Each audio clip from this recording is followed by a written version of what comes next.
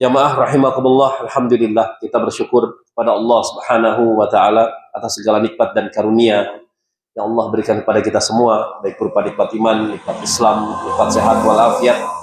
Yang mana dengan semua nikmat tersebut di pagi hari ini kita bertemu kembali untuk melanjutkan pengajian rutin kita. Semoga salawat dan salam senantiasa tercurah kepada baginda Nabi besar Nabi Muhammad sallallahu alaihi wasallam, kepada keluarganya, kepada para sahabatnya, dan kepada umatnya yang senantiasa mengikuti tuntunannya hingga yaumil akhir nanti. Jamaah rahimakumullah, kita lanjutkan pembahasan kita masih di kitab shalah ya. Pembahasan di kesempatan pagi hari ini kita akan membahas terkait sunnah-sunnah di dalam sholat ya. Kita sudah bahas syarat sah sholat, rukun-rukun sholat, kewajiban-kewajiban dalam sholat. Kemudian sekarang kita bahas sunnah-sunnah di dalam sholat. Ya. Ada dua sunnah di dalam sholat. Ada sunnah qauliyah, ada sunnah fi'liyah yang kedua. Sunnah qauliyah itu sunnah berupa ucapan ya, di dalam sholat. Ya. Di antara sunnah-sunnah qauliyah, sunnah-sunnah ucapan di dalam sholat, yang pertama yakni doa iftitah. Artinya doa iftitah itu maksud bagian sunnah di dalam sholat. Dan doa iftitah yang paling afdal yang diriwayatkan oleh Abu Hurairah. Ya. An Abi Hurairah radhiyallahu taala anhu qol. Dari Abu Hurairah radhiyallahu taala anhu, beliau berkata, kana Rasulullah sallallahu alaihi wasallam idza kabbara fi sholati sakata hunaihatan qabla al-qiraat. Adalah Rasulullah sallallahu alaihi wasallam apabila selesai takbir di dalam salat, takbiratul ihram di dalam salat, Allahu akbar ya. Maka sakata ya, hunaihatan qabla al-qiraah. Maka beliau sallallahu alaihi wasallam diam sebentar. Jadi setelah takbiratul ihram, Allahu akbar, Rasulullah SAW diam sebentar ya. Kemudian ya, sebelum membaca surah Al-Fatihah. Maka fakultu, Abu Hurairah bertanya, ya Rasulullah, bi abi anta umi. Wahai Rasulullah, engkau kutebus dengan ayah dan ibuku. Engkau kutebus dengan ayah dan ibuku. Nanti akan saya jelaskan maksudnya apa nih. Wahai Rasulullah, ya, engkau kutebus dengan ayah dan ibuku. Ara'aitu sukutaka baina takbiri wal qiraati mataqul ya. Kata beliau ya, Abu Hurairah berkata kepada Rasulullah ya, engkau diam di antara takbiratul ihram dengan surat Al-Fatihah. Mataqul, apa yang kau baca?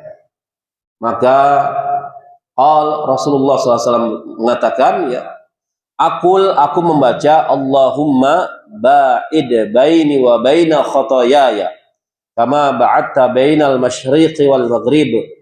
Allahumma naqini minal khotoyaya kama yunaqqa thawbul abyadu minad danas. Allahumma gsilni min khotoyaya bil ma'i was salji wal barad. Ya. Dan ini adalah doa iftitah yang paling afdal ya, yang sering dibaca oleh Rasulullah sallallahu alaihi wasallam. Kemudian jamaah rahimakumullah, di antara ya, tafsir doa ini kata para ulama, Allahumma ba'id baini wa baina khotoyaya. Ya Allah, jauhkanlah diriku dengan dosa-dosaku. Jauhkanlah diriku dengan dosa-dosaku. Kata Imam As-San'ani rahimahullah ya, menjelaskan dua makna untuk kalimat ini. Ya Allah, jauhkanlah diriku dengan dosa-dosaku. Yang pertama kata beliau ya, jauhkan aku dengan hukuman karena dosa-dosaku ya Allah.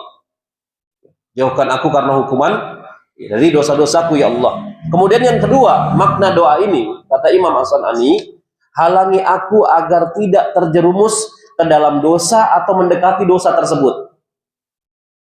Ini maksud doa yang pertama, yaitu Allahumma ba'id baini wa baina khotoya. Ya Allah, jauhkanlah diriku dengan dosa-dosa. Dan beliau Imam As-San'ani mengatakan, maksudnya adalah jauhkan antara diriku dengan balasan akan dosaku, ya Allah. Ya.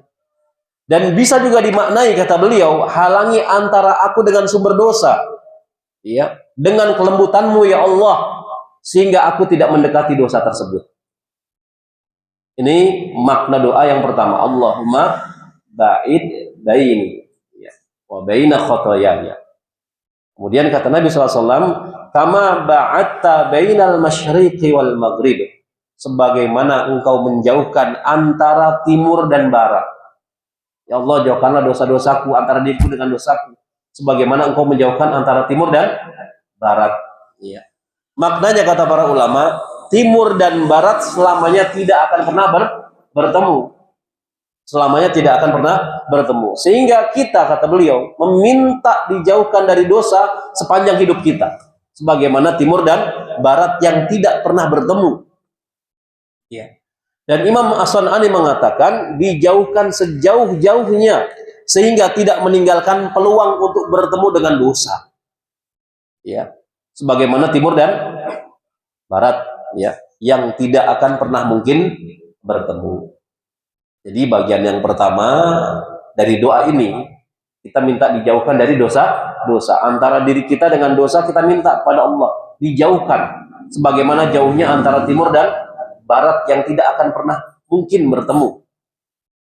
Ini makna doa yang pertama. Kemudian kalimat Allahumma naqqini minal khotoya, ya.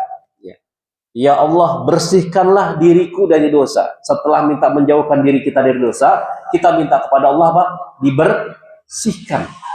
Allahumma naqqini minal khotoya. Ya Allah, bersihkanlah diriku dengan dosa. Naqqini, naqqi artinya, kata para ulama, memisahkan antara yang baik dari yang buruk. Ya. Sehingga terpisah antara kita dengan dosa kita tanpa mengurangi kebaikan kita. Ini bagian yang kedua dari doa iftitah. Kemudian kalimat kama yunaqas saubul abyadu minad danas. Ya, sebagaimana pakaian putih, ya, dibersihkan dari noda. Maknanya kata para ulama, disebutkan pakaian putih karena noda di pakaian putih akan sangat apa? Terlihat, akan sangat nampak dibandingkan di pakaian selain warna putih. Apalagi kalau pakaiannya warna hitam, ada noda kelihatan nggak? Mungkin tidak, ya, karena warnanya hitam. Tapi kalau warna putih, ya, ketetesan kecap, ya, satu tetes saja, sangat terlihat, sangat terlihat.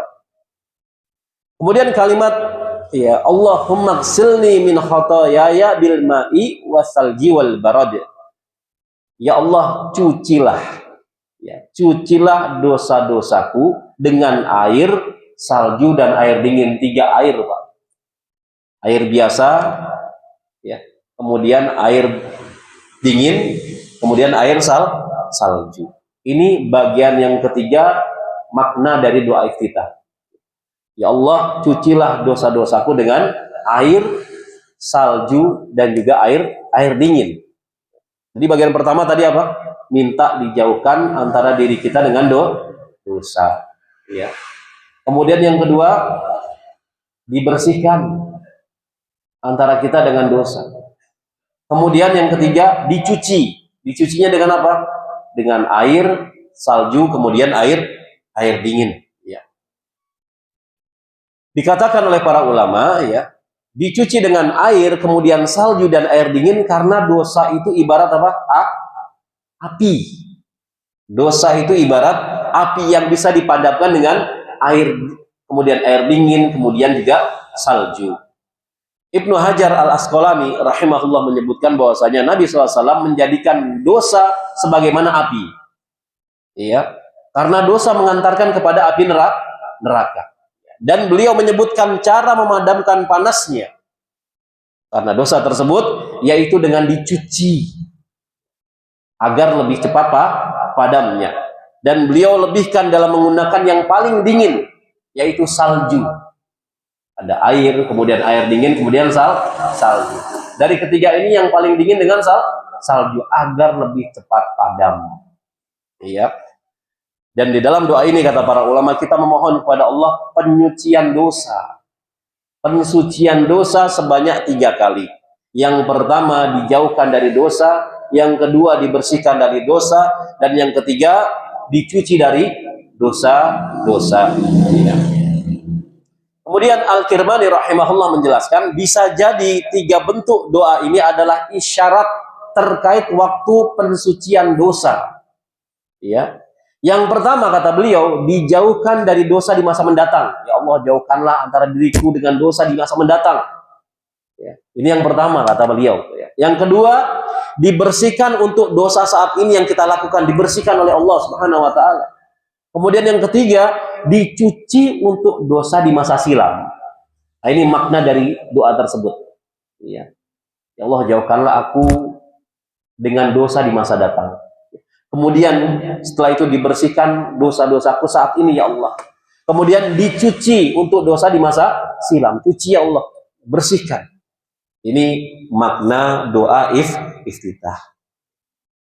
Meskipun banyak redaksi yang sahih ya. Namun yang paling sering Rasulullah SAW membaca adalah doa ini. Allahumma ba'id baini wa baina khotoyaya. Kalau antum bacanya doa yang mana? Wajhatu wajhiya itu ya. Allahu Akbar. Adiro ya. Namun yang paling afdol dari semua redaksi doa iftitah adalah Allahumma ba'id baini. Karena kita manusia yang banyak dosa. Doa iftitah ini ya, mengandung pensucian dosa. Tadi dijelaskan oleh Al-Kirmani rahimahullah, ya, kita minta dijauhkan dari dosa yang akan datang. Ya. Kita punya potensi berbuat dosa nggak di masa datang? Ya sangat punya. Maka kita minta dijauhkan antara diri kita dengan dosa yang akan datang. Kemudian dibersihkan dosa saat ini. Kita punya peluang berbuat dosa tidak hari ini? Sangat punya. Minta dibersihkan. Kemudian dicuci dosa-dosa masa silam. Banyak nggak dosa kita masa silam? Banyak. Kita minta dicuci dosa kita yang kita lakukan di masa silam. Jadi dari semua redaksi doa iftitah yang paling afdal adalah doa ini yang sering Rasulullah SAW baca ketika sholat. Dan sekali lagi doa iftitah itu masuknya apa? Rukun, kewajiban atau sunnah? Sunnah di dalam sholat. Artinya kalau doa iftitah ini tidak dibaca, sah atau tidak sholatnya? Ya, tetap sah. Ya, tetap sah. Ya. Kemudian jamaah rahimakumullah, berikutnya terkait sunnah-sunnah qauliyah, yakni yang kedua adalah ta'awudz atau isti'adzah, ya. Sebagaimana di surat An-Nahl ayat 98 Allah Subhanahu wa taala berfirman, "Fa idza qara'tal Qur'ana fasta'idz billahi minasyaitonir rajim." Ya. Apabila kamu hendak membaca Al-Qur'an, maka berlindunglah kepada Allah Subhanahu wa taala dari godaan setan yang terkutuk. Ya. Dan di sini dijelaskan terdalil terkait ta'awudz an Abi Sa'id Al-Khudri anin Nabi sallallahu alaihi wasallam idza qama ila shalah istaftaha thumma yaqul a'udzu billahi samiil alim minasyaitonir rajim min hamzihi wa nafthihi wa nafthihi. Ini bentuk ta'awudz yang mungkin di sebagian kita kurang populer, Pak. Ya. Karena ta'awudz itu lafaznya ada berapa banyak? Ada 3. Yang paling populer apa lafaznya? A'udzu billahi minasyaitonir rajim. Itu yang paling populer. Ada 2 bentuk lagi lafaz, ya. Namun kurang populer. Kenapa? Karena memang tidak dipopulerkan oleh antum. Ya. Hafalnya hanya 1 bentuk saja. A'udzu billahi minasyaitonir rajim. Ya. Padahal di dalam hadis Abu Sa'id Al-Khudri, Rasulullah membaca ta'awudz, a'udzu billahi samiil alim minasyaitonir rajim. Ya. Jadi ta'awudz atau isti'adzah ini merupakan sunnah di dalam salat. Kemudian jamaah rahimakumullah, kita masuk di sini hikmah disyariatkan membaca ta'awudz. Ya. Membaca ta'awudz sebelum membaca Al-Qur'an hukumnya wajib atau sunnah, coba? sunnah. Menurut pendapat jumhur, membaca ta'awudz sebelum membaca Al-Qur'anul Karim hukumnya sunnah. Ya. Jadi boleh juga ketika orang baca Al-Qur'an ya tanpa ta'awudz. Tanpa ta'awudz boleh juga, tidak tercela. Ya. Namun hendaknya kita membaca ta'awudz. Kenapa? Karena banyak kandungan dan hikmah yang baik yang disyariatkan di dalam membaca ta'awudz. Ibnul Qayyim Al-Jauziyah rahimahullah dalam kitabnya Ighathatul Lahfan ya menyebutkan beberapa hikmah membaca isti'adzah sebelum membaca Al-Qur'an. Ya. Hikmah yang pertama dari membaca ta'awudz sebelum membaca Al-Qur'an, kata Ibnul Qayyim, yang pertama, Al-Qur'an ibarat obat bagi penyakit ya yang ditanam setan di hati-hati manusia. Ya. Jadi penyakit itu yang menanam siapa? Setan menurut Ibnul Qayyim di dalam hati-hati manusia. Yang pertama, penyakit was-was. Antum sering was-was tidak? Mau sedekah saja was-was. Mending 100.000 2.000, Pak. 2.000 was-was. Kemudian syahwat. Ini penyakit juga yang ditanam setan di dalam hati-hati manusia. Atau berbagai keinginan yang buruk yang ditanam oleh setan di hati-hati manusia. Oleh karena kata Ibnul Qayyim, sebelum membaca Al-Quran, Allah perintahkan kita agar pembaca membersihkan hatinya dari penyakit-penyakit hati tersebut, ya, yang disebarkan oleh setan, hingga hatinya menjadi bersih, kata beliau, ya, agar memungkinkan untuk mendapatkan hikmah dari mentadaburi Al-Quranul Karim. Ini hikmah pertama disyariatkan membaca ta'awudz sebelum membaca Al-Quranul Karim menurut Ibnul Qayyim Al-Jauziyah rahimahullah. Hikmah yang kedua, ya, Al-Quran itu adalah nutrisi. Sebagaimana jasad memerlukan nutrisi, hati kita pun memerlukan nutrisi. Yaitu apa? Al-Quranul Karim, zikir kepada Allah. Dan sebaik-baik zikir adalah Al-Quranul Karim, ya, yang berisi huda. Huda itu apa? Petunjuk. Kemudian ilmu serta kebaikan yang sangat banyak. Bahkan satu hurufnya mendapatkan berapa kebaikan? 10 kebaikan. Ya. Sebagaimana beliau jelaskan juga, Ibnul Qayyim jelaskan, air merupakan nutrisi bagi tanaman. Sementara setan adalah api yang akan membakar tanaman-tanaman tersebut. Ya. Oleh karenanya, kata Ibnul Qayyim, ketika tanaman itu tumbuh subur, setan akan berusaha merusaknya. Sebagaimana hati kita. Kalau hati kita penuh nutrisi, setan berusaha untuk merusaknya. Hati yang sehat, hati yang bersih tersebut. Ya. Karena itu Allah perintahkan untuk membaca isti'adzah. Supaya perusak hati ini terusir, yaitu setan dari hati kita. Ini hikmah yang kedua disyariatkan membaca ta'awudz atau isti'adzah. Kemudian hikmah disyariat membaca ta'awudz yang ketiga, kata Ibnul Qayyim, bahwa malaikat mendekat ke orang yang membaca Al-Quranul Karim. Kita pernah jelaskan ya Pak ya. Ketika orang sholat, ya, malaikat itu cara mendekatnya bagaimana Pak? Masih ingat nggak? Pertama apa? Di belakang orang sholat mendengarkan bacaan Al-Quran. Kemudian mendekat terus sampai meletakkan apa? Mulutnya di depan pembaca Al-Quranul Karim, sehingga apa yang dibaca dari Al-Quran masuk ke mulut malaikat. Oleh karenanya, di antara hikmah membaca ta'awudz, kata para ulama, untuk mensucikan mulut kita sebelum membaca kitab suci. Kita mau membaca kitab suci, maka mulut kita disucikan dulu. Di antara mensucikan mulut kita sebelum membaca kitab suci dengan membaca ta'awudz. A'udzubillahi minasyaitonir rajim. Ya. Sebagaimana dinyatakan dalam hadis Usaid bin Hudair radhiyallahu taala anhu, bahwa ketika beliau membaca Al-Quranul Karim, beliau begitu melihat ke atas, jemaah, ya, ada gumpalan awan yang di tengahnya ada lampu-lampu. Jadi malaikat itu mendengarkan bacaan Al-Quran manusia, baik di dalam sholat maupun di luar sholat. Kisah Usaid bin Hudair, beliau baca Al-Quran di luar sholat. Ya, di luar sholat dia baca Al-Quran di luar rumahnya, di kandang kudanya. Ketika itu dia baca Al-Quran, yang begitu melihat, kok ada gumpalan awan hitam, ya, di tengah-tengahnya ada lampu. Akhirnya dia stop karena takut, khawatir terjadi sesuatu. Ya. Kemudian besoknya cerita kepada Rasulullah SAW, wahai Rasulullah, semalam saya baca Al-Quran. Ya, tiba-tiba ketika saya melihat ke atas ada gumpalan awan hitam, di tengah-tengahnya ada cahaya. Apa kata Rasulullah? Sesungguhnya itu malah malaikat. Kalau kau teruskan, niscaya mereka akan terlihat di pagi hari. Terus mendekat, mendekat, mendekat, mendekat. Ya, sayangnya Usaid bin Hudair stop. Ya. Mungkin kita jadi Usaid bin Hudair juga takut, Pak. Lagi baca Quran, kok tiba-tiba ada awan yang hitam, gumpalan awan hitam di atas kepala kita, di tengah-tengahnya ada cahaya. Ya Allah. Malaikat dan jin mendengar bacaan Al-Quran manusia. Kalau jin dengarnya gimana caranya, Pak? Ya. Jin itu sebagaimana manusia, duduk saja, dengarkan bacaan Quran manusia. Kadang-kadang kalau sholat sendirian mungkin ada yang ngalamin ya. Sholat sendirian qiyamul lail ya, habis walak bolin, tiba-tiba amin gitu ya.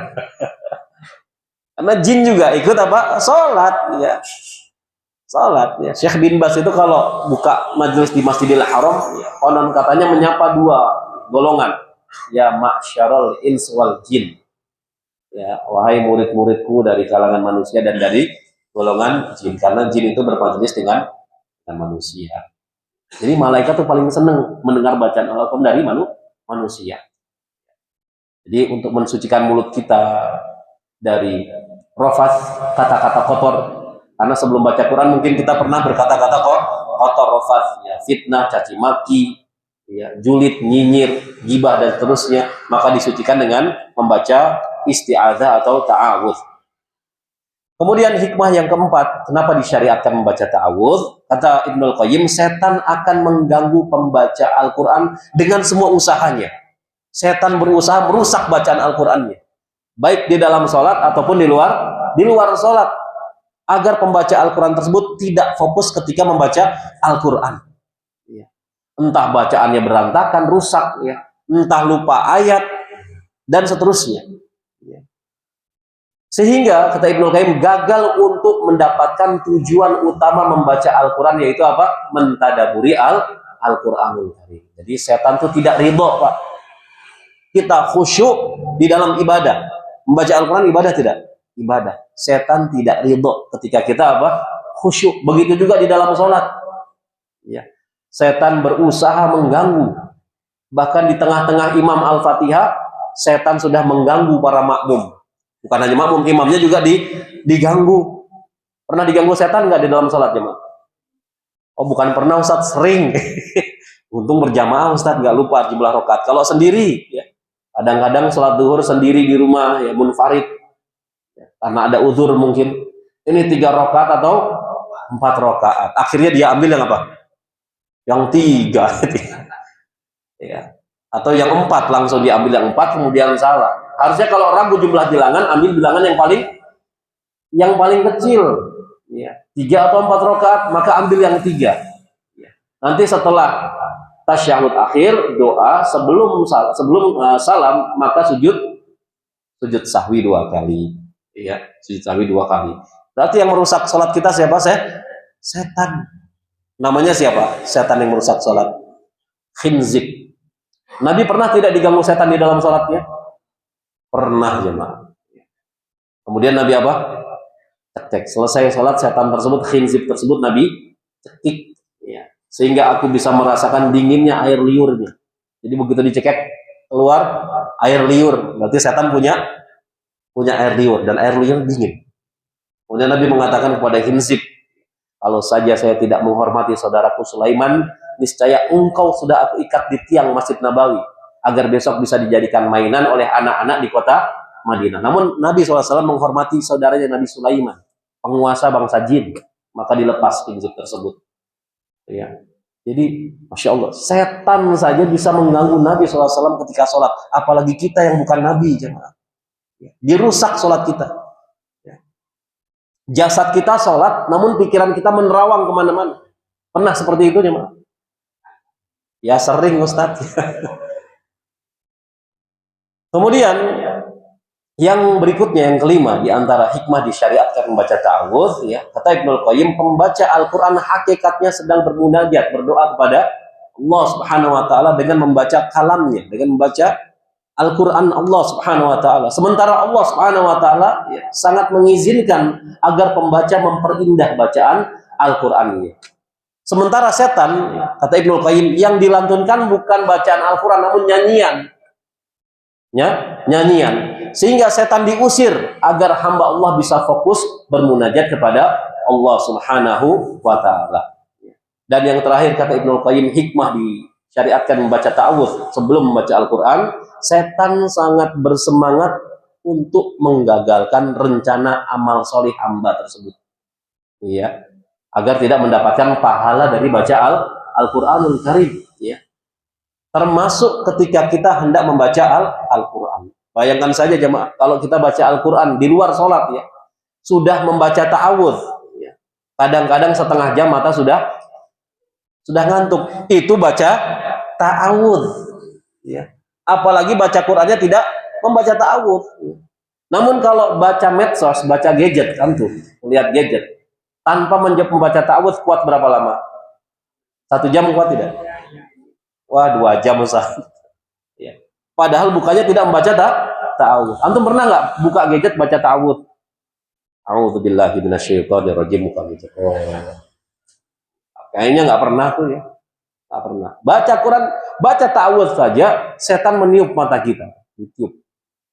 Agar apa? Ngantuk. Atau minimal apa? Siwer lah. Tak, tiba-tiba titiknya pindah ke bawah. Jadi ya. Padahal tak. Baru 15 menit. Nun jadi tak, yang titiknya 1 tiba-tiba kok dilihat jadi 2, udah mulai halusinasi. Itu kerjaannya setan. Iya, kerjaannya setan. Kemudian, apakah ta'awudz dalam sholat dibaca setiap rakaat? Kan gitu. Seperti tadi subuh 2 rakaat. Apakah setiap rakaat membaca ta'awudz? Atau cukup 1 kali saja? Ya, para ulama berbeda pendapat dalam masalah ini. Pendapat pertama, ya, isti'adzah atau ta'awudz hanya dibaca atau dilakukan di rakaat pertama saja.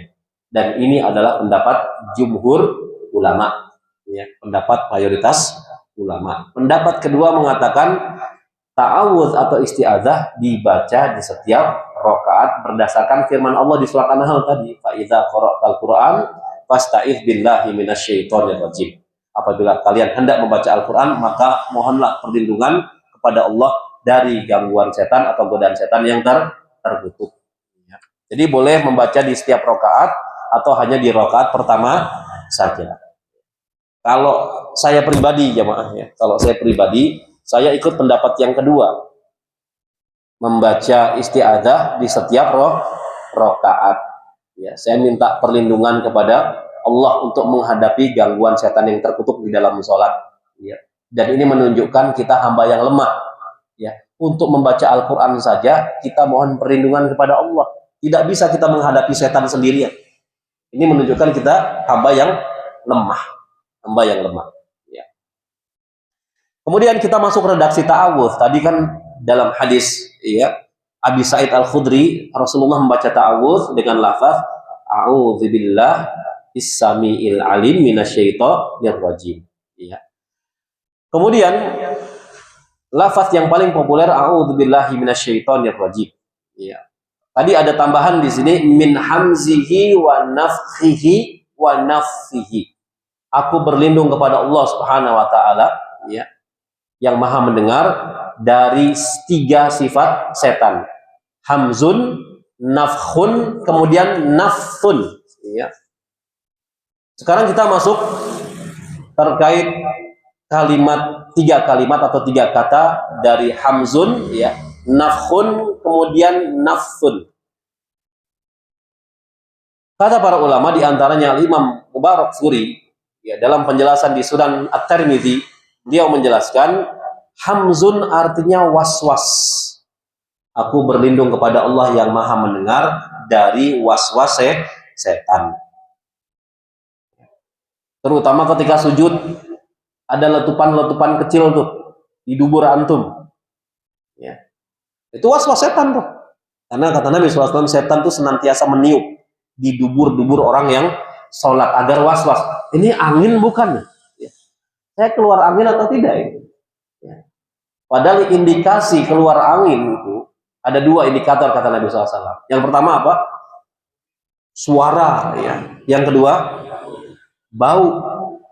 Kalau sudah bersuara keras lagi ya berarti batal. Namun kalau masih rasa-rasanya ini bukan angin, ini kerjaannya setan memasuki rasa was-was ke dalam diri kita ketika salat, terutama ketika sujud, ya. Terutama ketika sujud. Ya. Namun kalau batuk, batuk kemudian keluar angin otomatis ya batal, ya batal. Jadi yang pertama ya nafkhun ini artinya apa? Was-was, ya. Was-was dari setan. Kemudian an-nafas yaitu ungkapan untuk menyebut syair, karena setan itu senantiasa bersyair, bersenandung, ya. Dan dilantunkan seperti jampi-jampi, ya. Ruqyah bid'iyah. Ini sifat setan yang bernama nafas, an-nafsu. Jadi kitab sihir, ya, itu ada, Pak. Kitab sihir itu ada. Bisa dipelajari tidak? Bisa. Berupa apa? Berupa syair-syair, berupa huruf-huruf hijaiyah yang punya kode hitungan-hitungan tertentu. Itu ada. Kenapa? Karena salah satu sifat setan yaitu nafas itu apa? Suka menyihir manusia. Suka menyihir manusia. Oleh karenanya, ya, ketika seseorang mungkin mengalami penyakit, contohnya patah tulang karena kecelakaan mungkin, atau terjatuh, ya, biasanya sebelum ke dokter itu datangnya kemana? Dukun pijat gitu ya, dukun pijat. Kemudian biasanya, ya, untuk mengobati patah tulang tersebut, sebagian dukun melakukan apa? Jambi-jambi. Ya. Ketika dukun tersebut membaca dengan bacaan tertentu, antum tanya, maaf Pak, ini antum baca Al-Quran atau selain Al-Quran? Kalau jambi-jambi, lebih baik jangan berobat di sana. Jangan berobat di sana. Kalau kata dukunnya, udah Bapak nggak usah banyak tanya, udah. Yang penting saya obatin sembuh. Jangan mau berobat di sana. Ya. Karena jambi-jambi itu bagian dari setan. Tubuh antum dimasuki apa? Jin. Ada pengobatan patah tulang Pak di Lebak sana. Itu caranya diinjak. Ya. Jadi kalau antum keseleo atau patah tulang, mana yang sakit, kemudian ditaruh terus diinjak sama dukunnya. Rak. Itu nggak sakit rasanya. Nggak terasa apa-apa. Kan ini nggak masuk di logika. Orang patah tulang keseleo dipegang saja sakit. Ini diinjak. Dan betul setelah diinjak itu sembuh, ya. Coba digerakin Pak, ya. Wah, alhamdulillah, ya. Ini dengan jambi perantara jin atau syaitan, ya. Baik jamaah rahimakumullah, sunnah qauliyah berikutnya setelah membaca ta'awudz kemudian ucapan amin. Ini termasuk sunnah di dalam salat, ya. An Wa'il ibni Hujr radhiyallahu taala anhu qol, ya, dari Wa'il bin Hujr radhiyallahu anhu qol, dia mengatakan kana Rasulullah sallallahu alaihi wasallam idza qara'a waladdallin qala amin wa rafa'a biha sautah, ya. Adalah Rasulullah SAW apabila selesai membaca waladdallin maka beliau mengucapkan apa? Amin wa rafa'a biha sautahu, dengan suara yang keras, mengangkat suaranya, ya. Jadi bacaan amin di dalam sholat itu termasuk sunnah di dalam sholat. Artinya kalau ada orang tidak membaca amin, gimana kondisi sholatnya, sah atau tidak? Tetap sah, jemaah, ya, tetap sah, ya. Amin maknanya kata para ulama, ya Allah kabulkanlah, ya Allah kabulkanlah, ya. Namun kita pernah bahas masalah amin, ya, di beberapa pertemuan kemarin, ya. A-nya berapa panjangnya? 2 harokat. Min boleh 4 harokat, boleh 6 harokat, ya. Dan Syekh Dr. Abdullah bin Zahim, ya, Az-Zahim menyebutkan beberapa cara membaca amin yang salah. Sampai dibahas masalah amin saja dibahas oleh para ulama. Ya. Pertama, kesalahan membaca amin yang menyebabkan sholat batal.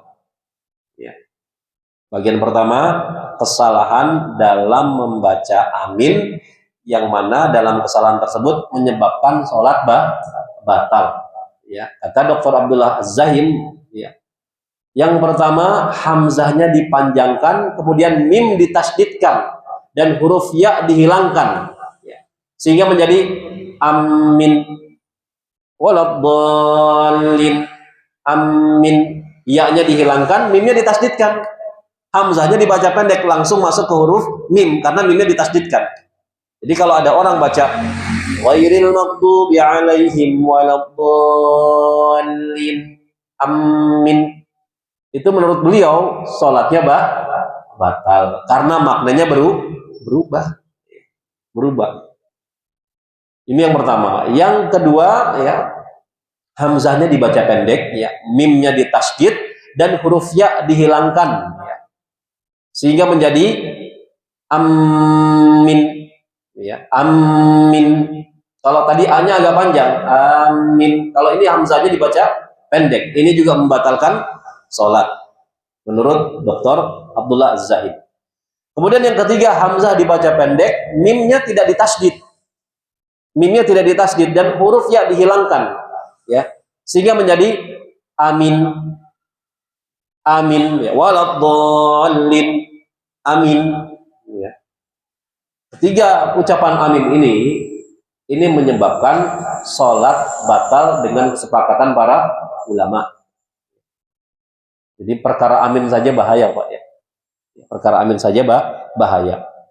Yang kedua, kesalahan amin yang disepakati ulama, namun apakah itu membatalkan sholat ataukah tidak, ada perbedaan di antara para ulama. Ya. Bunyi bacaan amin ini yaitu dengan memendekkan hamzah, hamzahnya dibaca pendek. Ya. Kemudian setelah hamzahnya dibaca pendek, mim ditasdidkan dan ada huruf ya. Ya. Maka dibaca amin, amin. Ya. Nah, para ulama khilaf, Pak, ya, ketika membaca amin dengan cara ini. Ya. Dan para ulama sepakat lafaz amin semacam ini dilarang. Namun mereka berbeda pendapat apakah membatalkan sholat ataukah tidak. Ya. Dan Syafi'iyah menilai ini membatalkan sholat. Jadi kalau ada yang baca amin,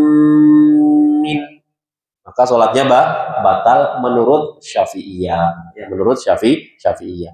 Sementara mazhab yang lain yang menilai bacaan ini bisa membatalkan sholat.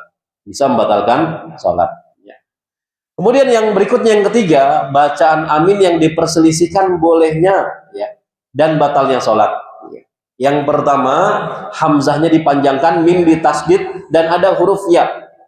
Jadi hamzahnya dipanjangkan, mimnya ditasdid, ya. Kemudian mim ada huruf ya, maka dibaca panjang, maka dibaca amin, amin. Ya.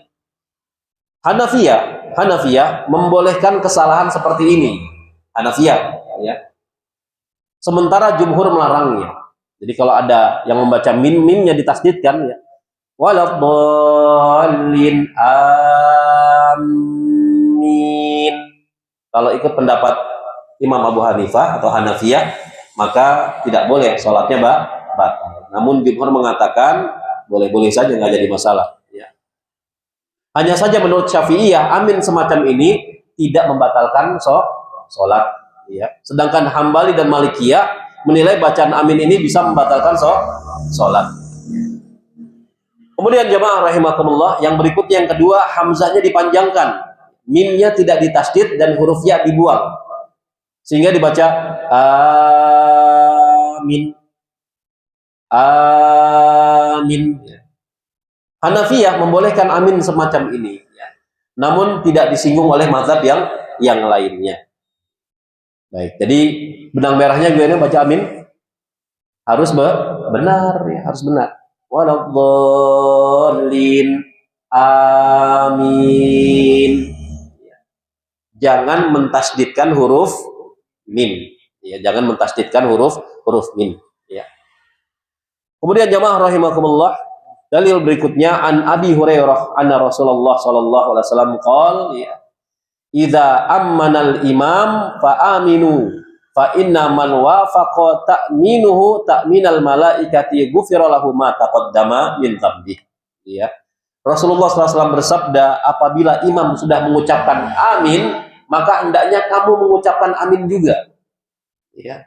Karena barang siapa yang ucapan aminnya berbarengan dengan ucapan imam, ya, maka ucapan aminnya diaminkan oleh para malaikat, dan keutamaannya ghufira lahu ma taqaddama min dzambi.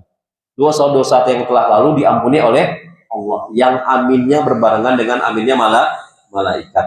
Para ulama khilaf, ya, apakah yang pertama, pendapat pertama, apakah makmum mengaminkan setelah imam amin, ya, jadi imam amin dulu, waladhdallin amin, baru kemudian makmum amin, ya, atau berbarengan, ya.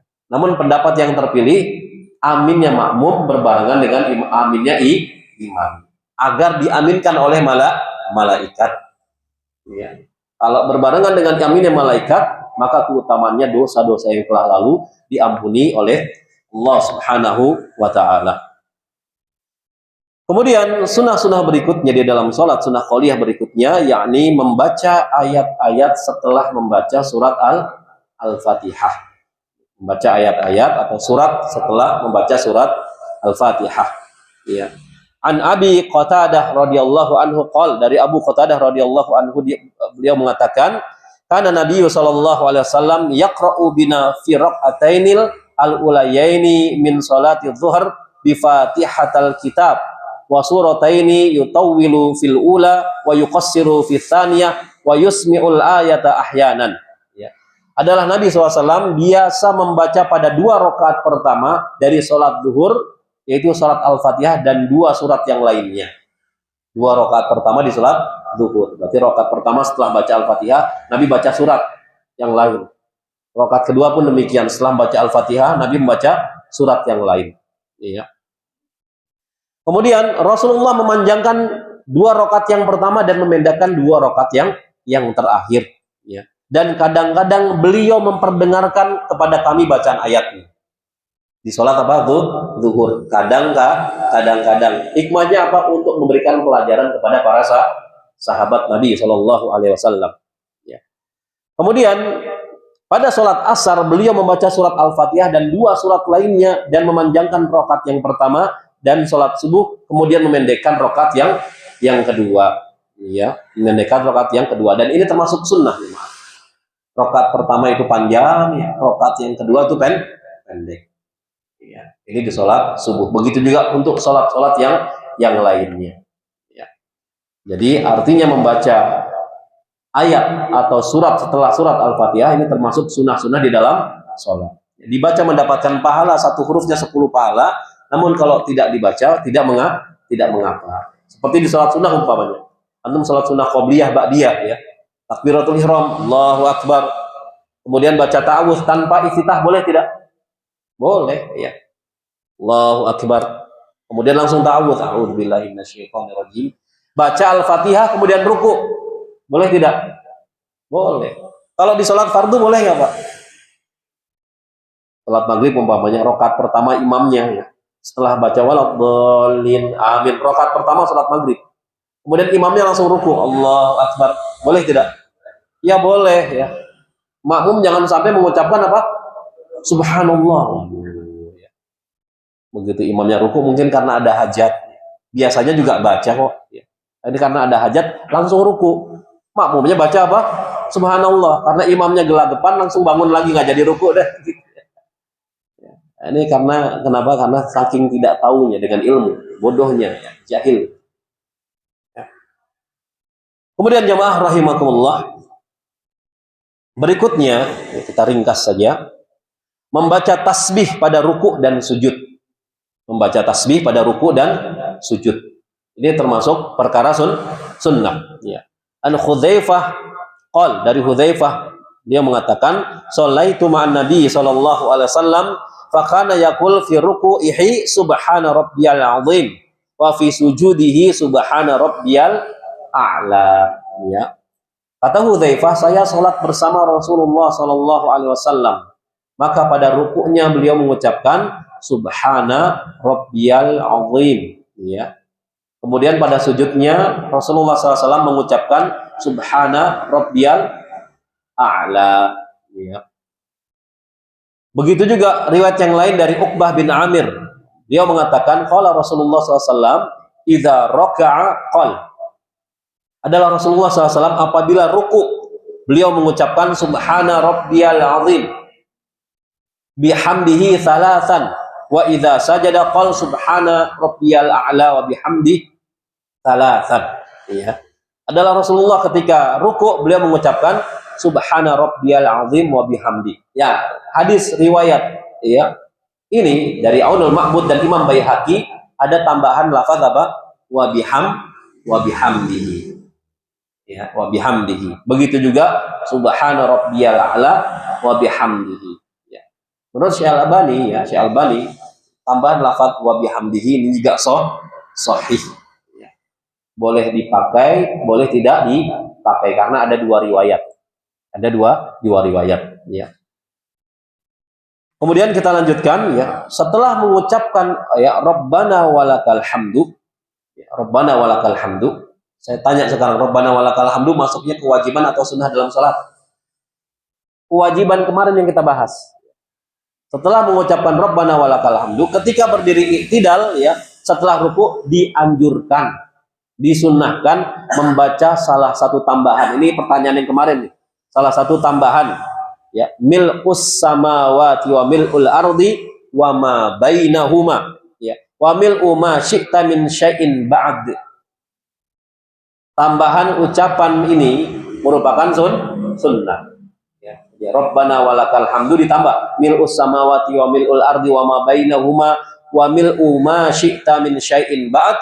Ini merupakan sunnah. Ditambah dapat pahala, tidak ditambah tidak tercela, nggak apa-apa. Kemudian kita ringkas ya, berikutnya doa pada duduk di antara dua sujud. Ini merupakan sunnah di dalam sholat. Ya. An Hudzaifah anna Nabiya sallallahu alaihi wasallam kana yaqul baina sajadatain rabbighfirli. Ya. Dari Hudzaifah bahwa Nabi sallallahu alaihi wasallam sering mengucapkan ketika duduk antara dua sujud. Duduk itu ada dua ya. Ada beberapa, ada 4 ya. Duduk antara dua sujud, duduk istirahat, duduk tasyahud awal, duduk tasyahud akhir. Ya. Jenisnya ada iftiros, ada tawarruk. Ya. Jadi kata Hudzaifah bahwa Nabi SAW sering mengucapkan ketika duduk di antara dua sujud, Rabbighfirli. 2 kali, Rabbighfirli. Ya. Dalam riwayat yang lain dari Ibnu Abbas radhiyallahu anhuma, anna Nabi SAW, Nabi SAW kana yaqul baina sajadatain, Allahumma gfirli warhamni wajburni wahdini warzuqni. Dalam riwayat yang lainnya. Ya. Kemudian kita ringkas yang berikutnya di antara sunnah qauliyah, membaca sholawat kepada Rasulullah SAW usai tasyahud awal. Jadi kalau antum mau tambahkan baca sholawat Ibrahimiyah, ini termasuk perkara sunnah pada tasyahud awal.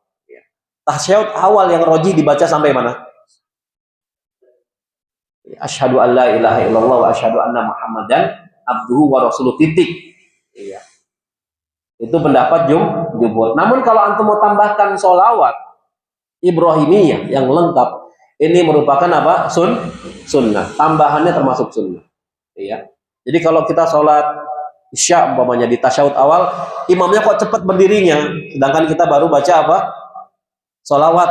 Ternyata imam sudah berdiri. Kira-kira selesaikan sholawat atau ikut berdiri ya? Langsung berdiri. Karena imam kata Nabi SAW dijadikan untuk diikuti, jangan menahan gerakan. Termasuk di antara kesalahan sholat bagi seorang makmum yang pertama, ya, membersamai imam dalam gerakan, sama-sama gerakannya. Ya, imam ruku, makmum juga ruku sama gerakannya. Ya, kemudian menahan gerakan terlalu lama dibandingkan imam. Ini juga kesalahan makmum dalam sholat. Kemudian yang paling parah mendahului imam. Ada nggak makmum curi start? Ada mendahului imam. Imam baru bergerak ya, padahal mau batuk disangkanya mau ruku, dia udah ruku duluan. Ya. Dia ruku duluan. Ya. Saya ada kisah ya, terkait makmum masbuk. Makmum masbuk ya. Di sholat sir, masbuknya di sholat sir. Ketika itu masih di rakaat pertama. Namanya sholat sir kan tidak terdengar suaranya. Dia masbuk, takbirnya kencang, Pak. Lebih kencang dibandingkan takbirnya imam. Belakang takbir ya. Pelakunya tercerita sendiri ke ana ya. Allahu Akbar. Apa yang terjadi? Sebagian orang pada ruku ya. Pada ruku. Ini terjadi. Artinya apa? Pelajaran buat kita agar tidak terjadi lagi ketika kita jadi masbuk, ya tahu diri lah. Ya. Takbirnya jangan kencang, cukup Allahu Akbar. Karena kenapa? Khawatir sebagian makmum mengira itu takbirnya imam, sehingga mereka pada ruku. Dahulu imam belum ruku sudah pada ruku. Ya. Kemudian berikutnya sunnah-sunnah di dalam sholat, berdoa setelah tasyahud awal dan tasyahud akhir. Jadi doa setelah tasyahud awal dan tasyahud akhir ini merupakan sunnah-sunnah di dalam sholat. Oh berarti boleh Ustaz berdoa setelah tasyahud awal setelah membaca sholawat? Boleh, nggak jadi masalah. Ini merupakan sunnah. Jadi kalau kita mendapati imam ya, sholat yang 3 rakaat atau yang 4 rakaat, tasyahud awalnya lama, mungkin imam tersebut sedang melakukan sunnah. Ya. Setelah membaca tasyahud awal, ya, imam tersebut mungkin membaca sholawat Ibrahimiyah. Setelah itu ditambah dengan doa. Pantas saja tasyahud awalnya lah lama. Ada tidak imam yang tasyahud awalnya lama? Ada, dan itu boleh. Imam tersebut sedang melaksanakan sunnah. Di antaranya membaca sholawat Ibrahimiyah, kemudian ditambah membaca doa. Kemudian mengucapkan salam yang kedua. Ini sunnah yang terakhir, yaitu mengucapkan salam yang kedua. Kalau salam yang pertama termasuk rukun. Assalamualaikum warahmatullahi wabarakatuh. Ya. Dalilnya ani Ibnu Mas'ud radhiyallahu anhu, dari Ibnu Mas'ud radhiyallahu anhu, Nabi SAW, bahwa Nabi SAW kana yusallimu an yamini wa an yasari, assalamualaikum warahmatullahi, assalamualaikum warahmatullahi, hatta yura bayadu khaddih, ya, hingga terlihat pipi putihnya. Jadi Nabi sholat, kemudian salam 2 kali, assalamualaikum warahmatullahi ke kanan, kemudian assalamualaikum warahmatullahi ke kiri, sehingga terlihat putih dari pipinya. Ini juga para ulama mengatakan ketika salam memaksimalkan ya untuk menoleh ke arah sebelah kanan dan sebelah kiri, jangan nanggung Pak. Enggak, assalamualaikum warahmatullahi wabarakatuh. Ya. Maksimalkan sehingga apa? Terlihat pipi kita. Makanya para sahabat bisa melihat putihnya warna kulit pipi Rasulullah Shallallahu Alaihi Wasallam. Jadi salam yang pertama itu rukun, adapun salam ke arah sebelah kiri ini sunnah. Bahkan Nabi SAW ya, di riwayat Sahih Tirmidzi ya, dari Aisyah radhiyallahu taala anha, kana yusallimu fi sholati taslimatan wahidatan tilqa'i wajhi yamilu ila syaqqil aymani syai'an. Aisyah mengatakan, ya, suamiku Nabi SAW sering mengucapkan salam sekali. Salam 1 kali dalam sholat ke arah depannya, nggak nengok lagi. Iya. Dan ia condong sedikit ke sebelah kanan, sedikit condong ke sebelah kanan. Jadi setelah doa, ya, kemudian Nabi salam sekali, assalamualaikum warahmatullahi wabarakatuh. Sudah cukup. Karena bentuk salam itu ada beberapa bentuk salam. Di antaranya 1 kali salam. Ya, dan ini sering Nabi lakukan. Kalau di sini pernah nggak imamnya salam sekali? Yang ada apa? Subhanallah gitu. Padahal sahih ya, dari Aisyah radhiyallahu taala anha, dan disukai untuk ya mengucapkan beraneka ragam sunnah. Ya, kadang-kadang sunnahnya 2 kali. Bentuk salam itu bermacam-macam kalau kita mau bahas ya. Assalamualaikum warahmatullahi, assalamualaikum warahmatullahi, atau assalamualaikum warahmatullahi wabarakatuh, assalamualaikum warahmatullahi wabarakatuh. Assalamualaikum warahmatullahi, assalamualaikum. Yang salam sekali, assalamualaikum. Ya. Atau ditambah warahmatullahi wabarakatuh. Salam satu kali. Dan semuanya itu sahih. semuanya sahih. Yang paling sering kita gunakan apa? Wabarakatuh ya. Assalamualaikum warahmatullahi. Ya. Assalamualaikum warahmatullahi. Bahkan yang ditambah wabarakatuh itu jarang. Padahal riwayatnya sahih. Demikian yang bisa saya sampaikan ya, sunnah-sunnah qauliyah di dalam sholat. Pembahasan di pekan berikutnya sunnah-sunnah fi'liyah, ya, perbuatan ya di dalam sholat.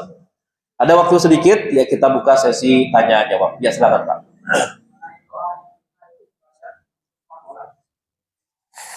Doa iftitah dianjurkan dibaca di semua sholat, baik sholat wajib maupun sholat sunnah. Namun sekali lagi doa iftitah itu masuk dalam sunnah-sunnah ketika sholat. Artinya Pak, dibaca mendapatkan pahala, tidak dibaca tidak tercela, tak apa-apa. Apalagi kalau kita punya hajat, ya, mau ba'diyah zuhur umpamanya, maka cukup takbiratul ihram Allahu akbar, kemudian baca al-fatihah, kemudian ruku. Dibaca sekali-sekali nggak jadi masalah. Subhana rabbiyal azim, kemudian i'tidal, Rabbana walakal hamdu, kemudian sujud Subhana rabbiyal a'la sekali. Kenapa? Karena ada hajat. Ya. Kalau yang ngantor mungkin wah udah sebentar lagi masuk kantor nih. Ya. Atau mungkin ada hajat yang lainnya, itu boleh. Ya. Allahu a'lam bishawab. Ya.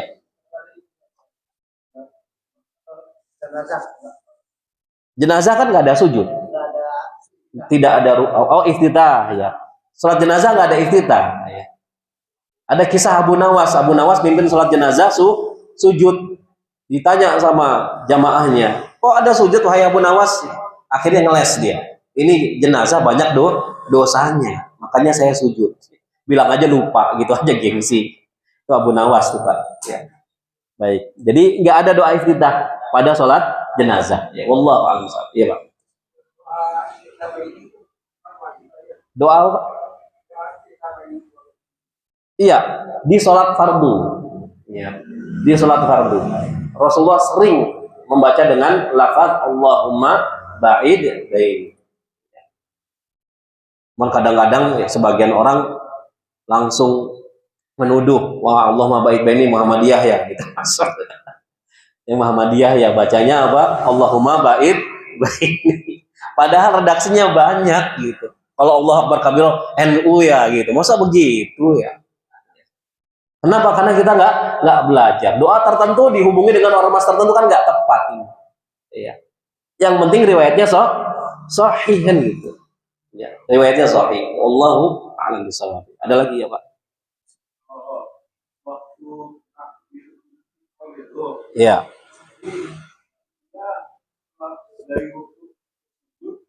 Baru dia takbir.